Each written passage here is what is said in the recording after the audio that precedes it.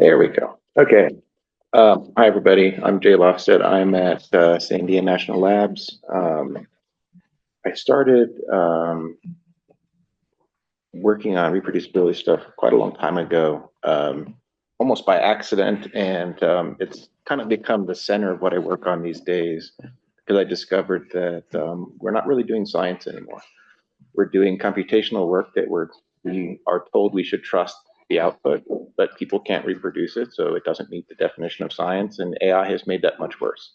So I'm trying to figure out ways that we can reintroduce the right kinds of foundational things so that we can get back to actually trusting what we do is actually science again. So that's kind of where I'm coming from with this. So me,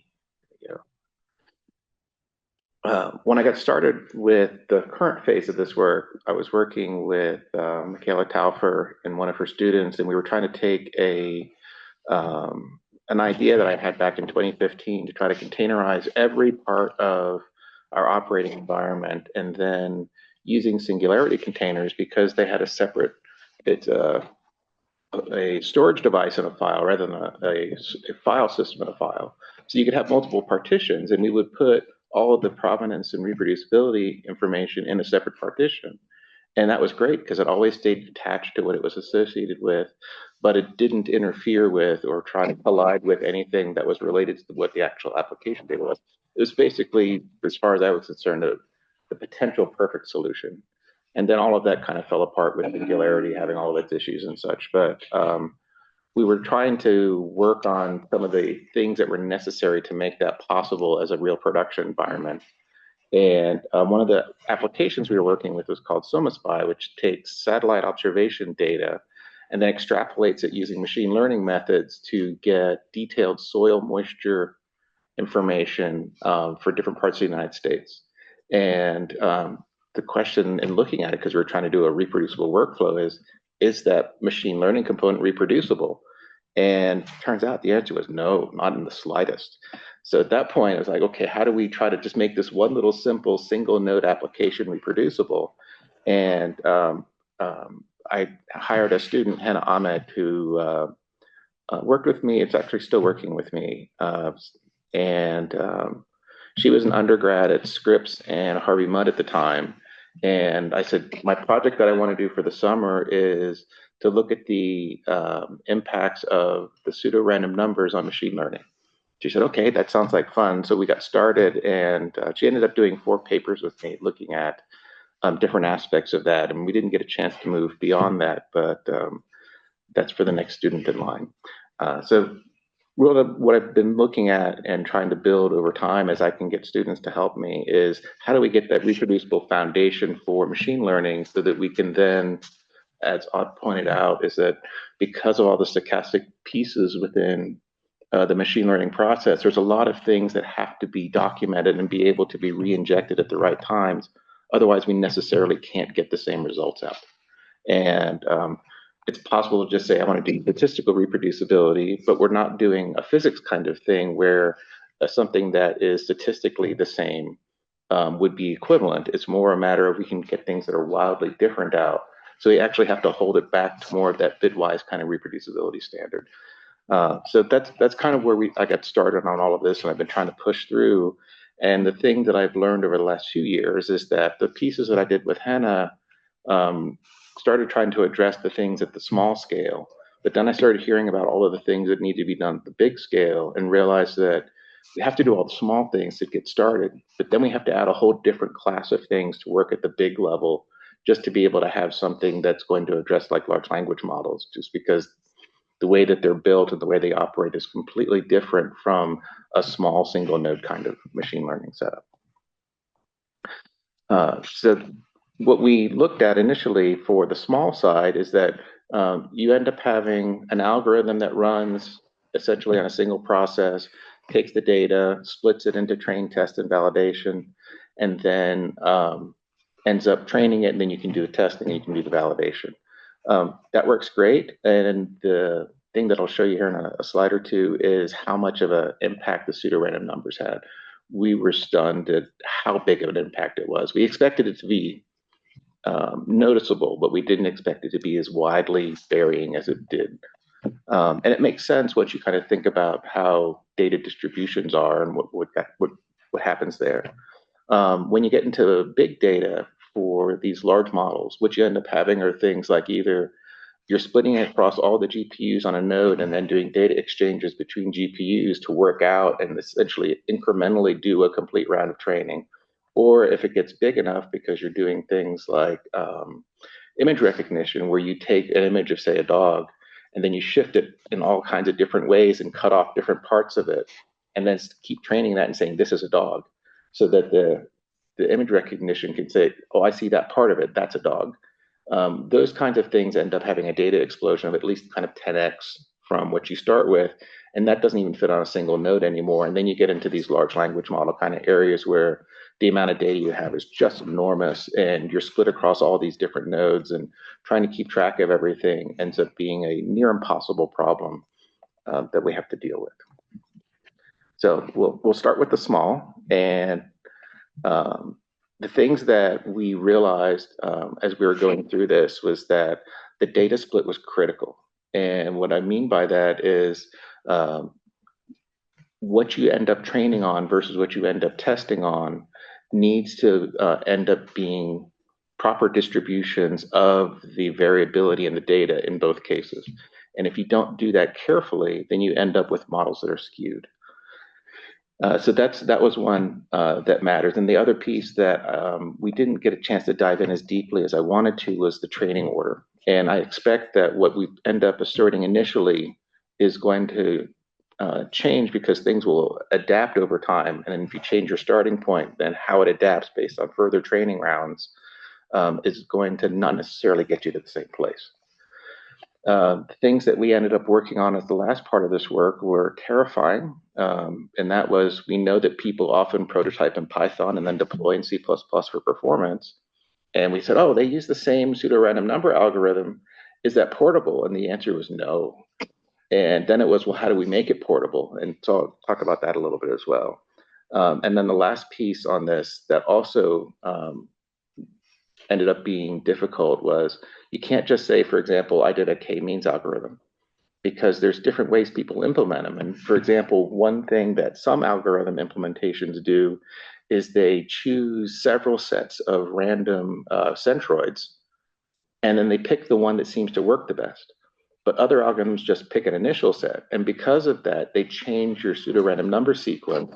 So after, depending on when you're picking your split of data and when you pick your centroids, those are going to differ because the random number sequence is in a different place. And because of that, you'll end up with different results. So this is one of the results from Henna's first paper. The thing that these are all data sets from the UC Irvine machine learning archive. What she did is she took each of these pairs, and you can see at the bottom we have NN for neural network, then k-means, and then Navi Bayes. And what she did was basically took the algorithm, ran it, created a model 100 times with a different random number seed each time, and then did testing on it.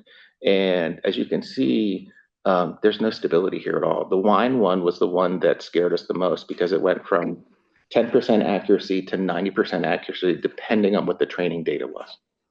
And when we saw that much variation, at that point, we knew that this was a more serious problem than we thought. I mean, even looking at that first heart disease one, it goes from basically 50% to 90% accurate. One of the things that we discovered in the process of this, one of the other papers she did, is she was looking at either the heart disease or the breast cancer data set. I can't remember exactly which one it was at the moment, but it has 3 different parts. The first part that everybody uses is a very clean, well-delineated data set. And if you use that, you get really great results. As you add the other 2 pieces in, those are very muddy and frequently dirty data sets that have to be cleaned up a bit. And so you start with the first one, and you'll get a 70+% accuracy basically every time, which is great. And then you add the second piece in, and that drops to like 55 or 60%. Then you add the next one, and it drops to like 45%. And all you did was add in more data to your training set. But because the data was not evenly distributed, we ended up seeing that people very often in the research paper were cherry picking their data sets, maybe not intentionally, but effectively. And because of that, the results they were getting were definitely not representative. So at that point, we realized that the reproducibility side wasn't just looking at this numerical variation in the accuracy, but it was also a matter of how can we trust what the results are if we don't know exactly how they split the data and what data they used? Because we need to be able to make judgment calls about the quality of the data and how it was used for training. So needless to say, this was quite motivating for us to try to figure out how do we address some of these issues. So the random number algorithm one, that one we were completely baffled by. We had three options for a pseudo. Can I ask a question? So in the previous one, yes, you just modified the random number. All we changed was the random number seed. Yeah. So she set up a script because I told her I want you to make a script for all this, and it turns out it helped her for the next three papers after the first one. I said, and she realized she did a sleep for 5 seconds between each run to make sure that it had enough change in time that using the time as the random number seed, it had variance in it. And then she just plotted the results. So yeah, it was exactly the same data, exactly the same implementation. Each one created 5 seconds later than the previous one. And that was the variation in the output. Yeah. Yeah. Other questions? Okay. All right. So this one, you can't really see the numbers, and you don't need to see the numbers. I'll tell you what's going on here so that you can get a sense of it. So the three options for pseudo-random number generators between C++ and Python is base Python has one. C++, if you use the random library, uses the Mersenne twister. The base Python one is supposed to be using it as well. And then NumPy has their own implementation of the Mersenne twister. Why there's two, we didn't understand until later. So we looked at it and said, okay, as long as we use the same seed, it should be the same. Turns out that's not the case. When you use the same seed, it wasn't reproducing the same sequence in all three. What we eventually discovered is that on the Python side, you had to save the seed and the state.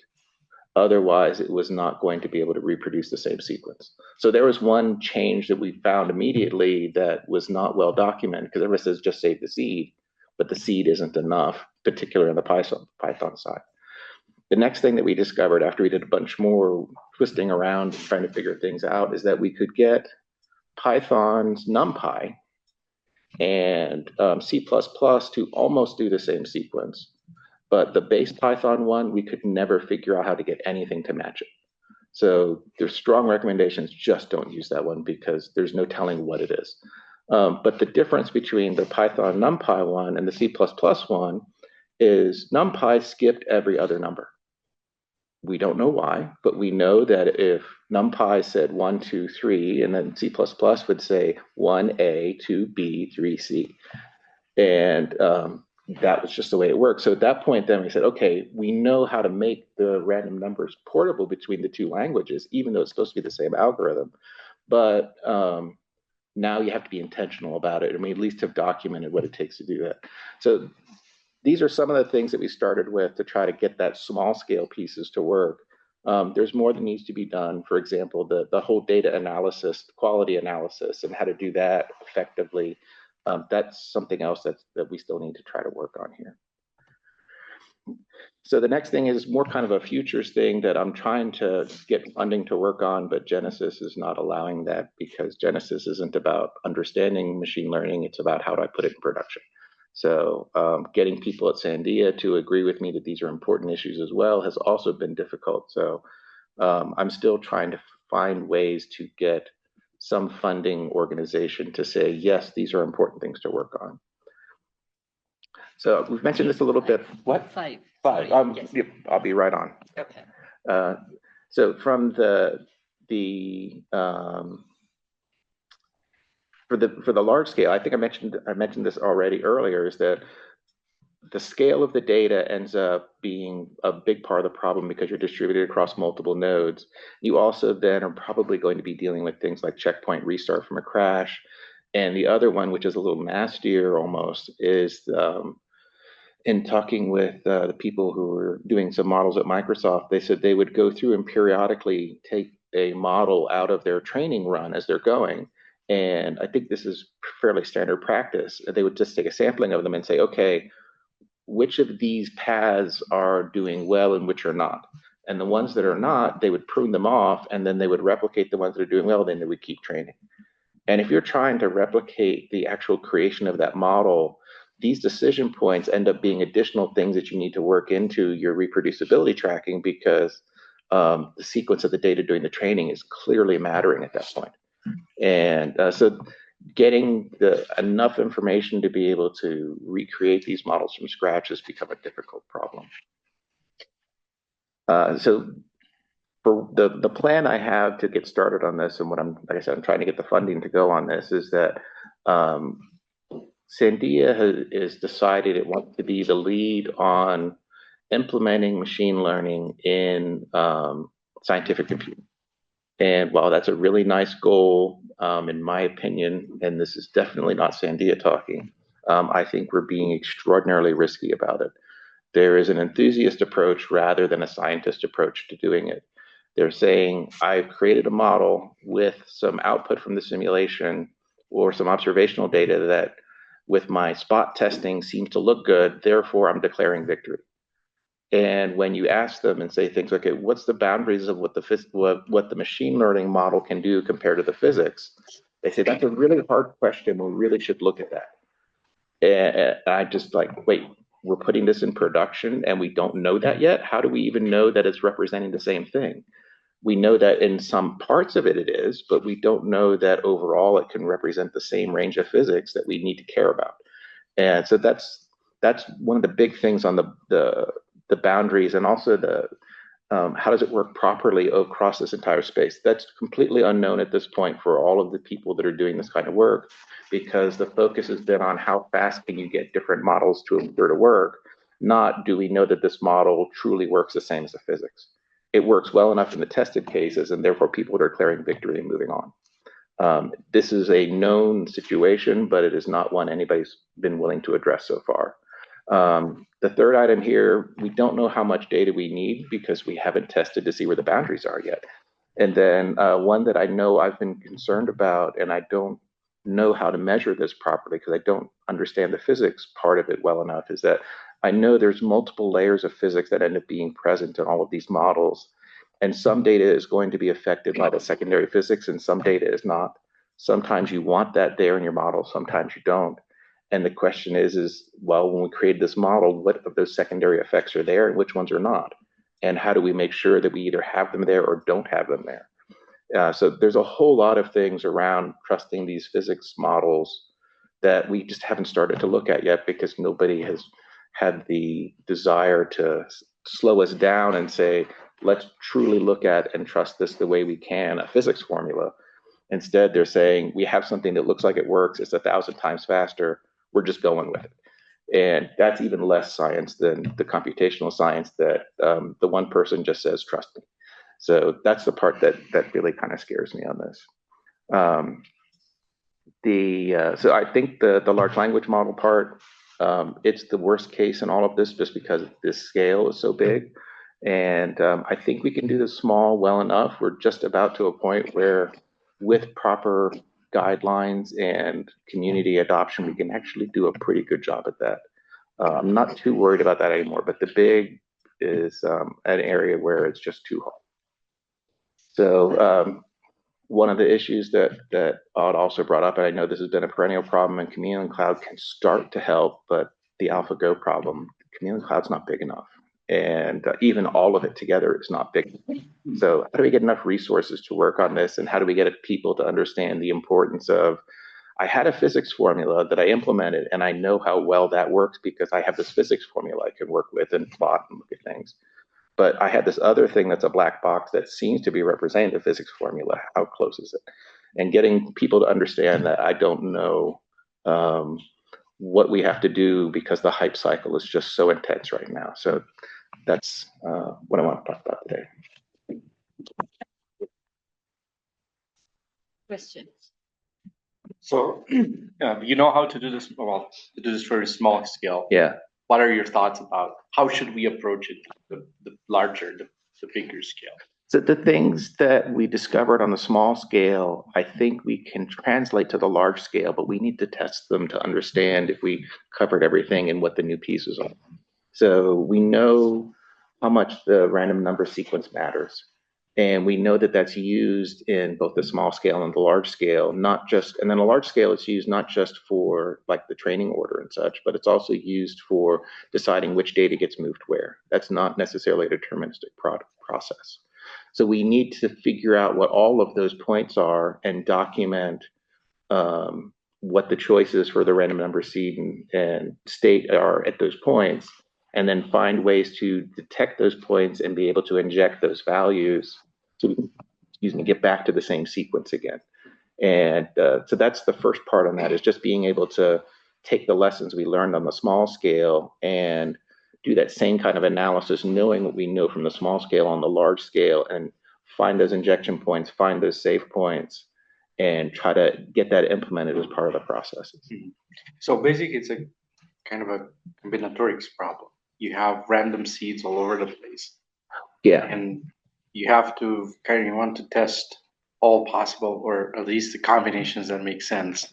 Yeah. Yeah. Well, for the big, it's actually. Or are they independent? I'm trying to understand. Right. So ironically, you're testing, you're training across a large variety of or a large quantity of resources, but you're not creating a single model out of it. You're creating a bunch of models and then throwing away the bad ones. Right. So in that sense, as long as you can identify what the good path is, how to replicate the good path, you have something that's relatively small and reproducible. And the fact that we're throwing away other paths, I'm not as concerned about that as long as we can recreate the good path. Mm-hmm. So in that sense, I think you might be doing this massive training for an LLM to find the good model or the best model, but it's a matter of how well can we document that. So given the same data and the same algorithm on a much smaller scale, we can do exactly and only that path and get to the same place. Mm-hmm. And that way we'll have something that would behave the same. Mm-hmm. Yeah. So Jay, I have a quick question that, in machine learning, we sort of know that some of these operations are not associative because of floating point imprecision. So how does this randomness, the pseudo-randomness behavior that you are examining, how does that affect the fact that already the operations are imprecise, like they are not associative. Like if we do addition, it's not associative, right? So does it compound the error, or does it that's something we haven't investigated. So I expect it's a slightly compounding effect, but compared to the initial choices, I don't think it's near as big an effect as the choices of what you're training on next and that kind of thing.